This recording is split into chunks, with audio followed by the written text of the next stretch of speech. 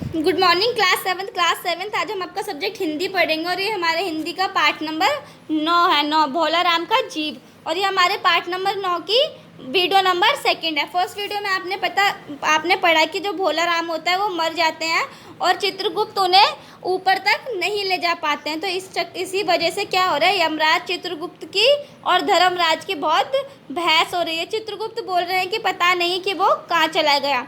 5 दिन हो गए हैं चित्रगुप्त को ढूंढते ढूंढते, लेकिन अभी तक भोला राम का जीव नहीं मिला। आगे के चैप्टर स्टार्ट करते हैं हम।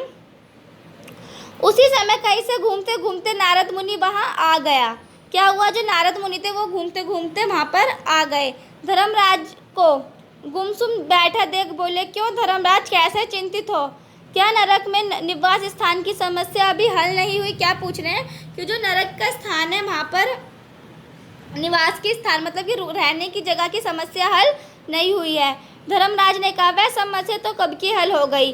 नरक में पिछले साल ही बड़े गुणी कारीगर आ गए हैं। कई इमारतों के ठेकेदार हैं जिन्होंने पूरा पैसा लेकर रद्दी इमारतें बनाई। बड़े बड़े इंजीनियर भी आ गए हैं जिन्होंने ठेकेदार से मिलकर पंचवर्षीय योजना का पैसा खाया। जिन्होंने उन मजदूरों की हाजिरी भरकर पैसा हड़पा, वो कभी काम पर नहीं गए। इन्होंने बहुत जल्दी नर्क की इमारतें तान दी गई हैं। वह समस्या तो हल हो गई। तो क्या बोल रहे हैं कि वह समस्या तो कब की हल हो गई है, पर एक किसी विकट उलझन आ गई है। भोला राम नाम का एक आदमी कि 5 दिन पहले ही वह मृत्यु हुई। क्या कह रहा है कि वो एक भोला राम नाम का व्यक्ति है जिसकी 5 दिन पहले ही मृत्यु हो गई है।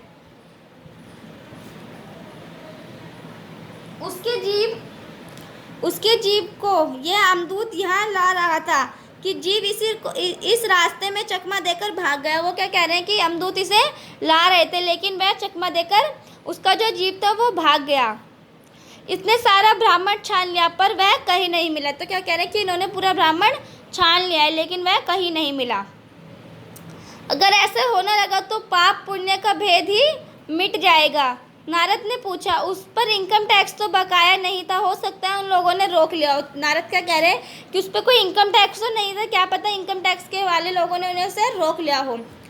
चित्रगुप्त ने कहा, इनकम होती तो टैक्स होता, भूख मरा था। चित्रगुप्त कह रहे हैं कि उस पर तो इनकम ही नहीं थी, तो टैक्स कहाँ से लगेगा, वो तो बेचारा भूख मरा था।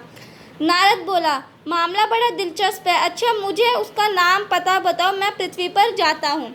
नारद बोल रहे कि मुझे उसका एड्रेस दो, उसका नाम बताओ, मैं धरती पर जाके उसे ढूंढता हूँ। चित्रगुप्त ने रजिस्टर देखकर बताया, भोला राम नाम था उसका। क्या बताया कि वो भोला राम नाम था उसका।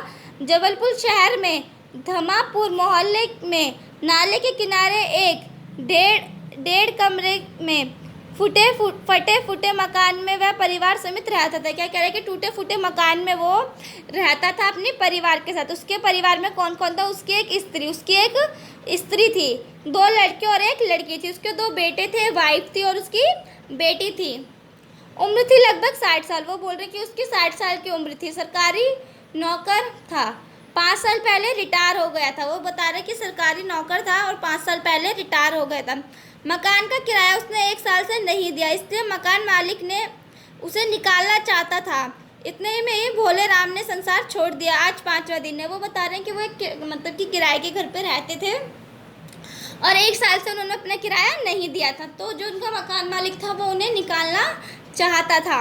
लेकिन क्या हुआ कि 5 दिन पहले ही जो वो भोला राम था वो मर गया। बहुत संभव है कि अगर मकान मालिक वास्तविक मकान मालिक है तो उसने भोला राम के मरते ही उसके परिवार को निकाल दिया होगा। क्या कह रहे हैं कि जो उसका मतलब जो तो किराए पे रहते थे, जैसे ही भोला राम मिला होगा तो मतलब मरा है कि तभी उसके परिवार वालों को मकान मालिक ने घर से निकाल दिया।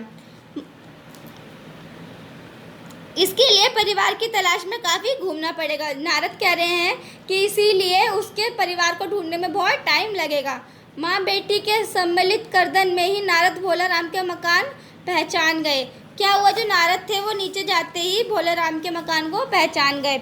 द्वार पर जाकर उसने आवाज़ लगाई, नारायण नारायण। नारायण क्या हुआ, पृथ्वी पर भोला राम के घर पर पहुँच गए और जाकर अब वह आवाज़ लगाने लगे, नारायण नारायण। लड़की ने देखकर कहा, आगे जाओ महाराज। क्या कहा उस लड़की ने कि आगे जाओ महाराज।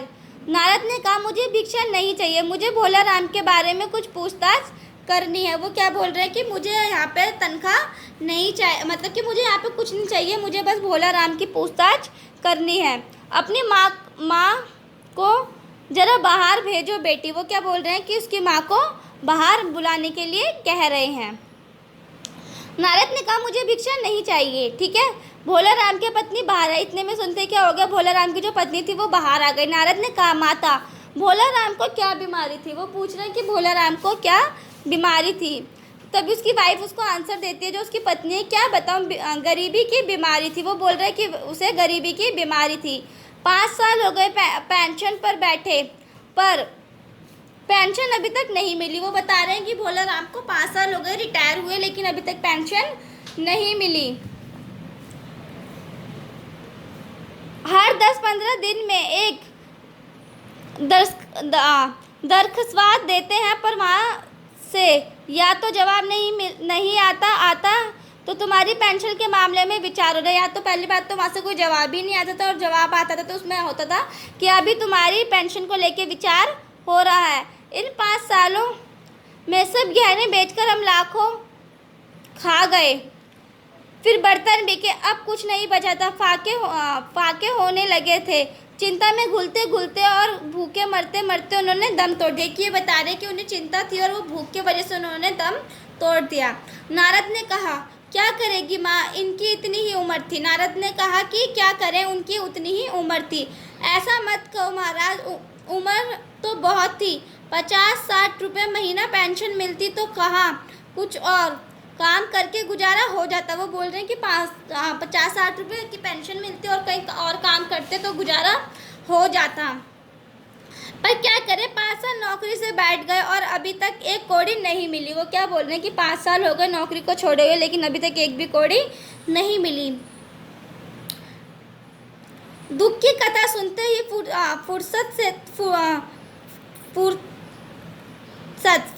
से तो नारद नहीं थे, वह अपनी असली मुद्दे पर आए। माँ, यह तो बताओ कि वह किसी से उनका विशेष प्रेम था जिससे उनका जी लगा। हुआ पूछ रहे हैं कि ऐसा कोई विशेष आदमी था, कोई दूसरा आदमी था जिससे वो प्रेम करते हो, जिनसे उनका मन लगा हो।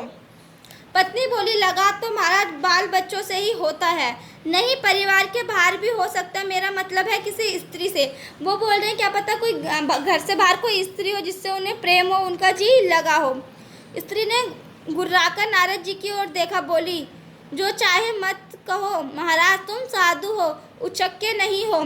जिंदगी भर उन्होंने किसी दूसरी स्त्री को आँख उठाकर नहीं देखा। वो बोल रही है कि ऐसी बातें मत करो, तुम तो महाराज हो या कोई उचक्के जो ऐसी बात कर रहे हो। नारद हंसकर बोले, हाँ तुम्हारा ये सोचना ठीक है, यही हर अच्छी गृहस्थी का आधार है। अच्छा माता, मैं चला। वो बोल रहे हैं कि मैं यहाँ से जा रहा हूँ। स्त्री ने कहा महाराज आप तो साधु हो, सिद्ध पुरुष हैं, कुछ ऐसा नहीं कर सकते जिनसे उनकी रुकी हुई पेंशन मिल जाए, इन बच्चों का पेट कुछ दिन के लिए भर जाए। अब वो स्त्री बोल रही है कि महाराज आप ऐसा कुछ करो जिससे हमें पेंशन मिल जाए। तो स्टूडेंट ये थी हमारी सेकंड वीडियो। आगे का चैप्टर कंटिन्यू करेंगे हम थर्ड वीडियो में।